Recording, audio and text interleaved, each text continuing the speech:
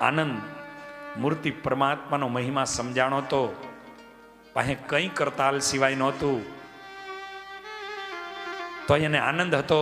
અને કંસ એ રાવણ સોનાની લંકામાં રહેતો હતો, નજર કરે ને ત્યાં એને રામ દેખાતા હતા, ઊંઘમાંથી જાગી જાય રામ આવ્યા. છતાં મહિમા નહોતો તો સોનાની નગરીમાં રહેવા છતાં એને આનંદ નહોતો.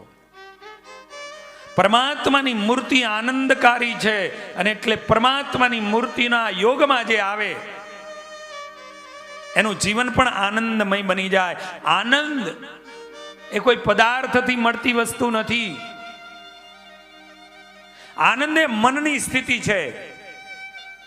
જેમ હમણાં કીધું ઉર્ધ્વગતિ અધોગતિ, એ મનની સ્થિતિ છે. તમારું મન જે વસ્તુને સ્વીકારે એમાં તમને એનો આનંદ આવે છે. એ મન જો પરમાત્માની મૂર્તિમાં લાગી જાય તો પરમાત્મા આનંદકારી છે, તમારા જીવનને આનંદમય બનાવી દે. તમારી પાસે કંઈ ન હોય છતાં તમે આનંદમાં ઝૂમતા હો,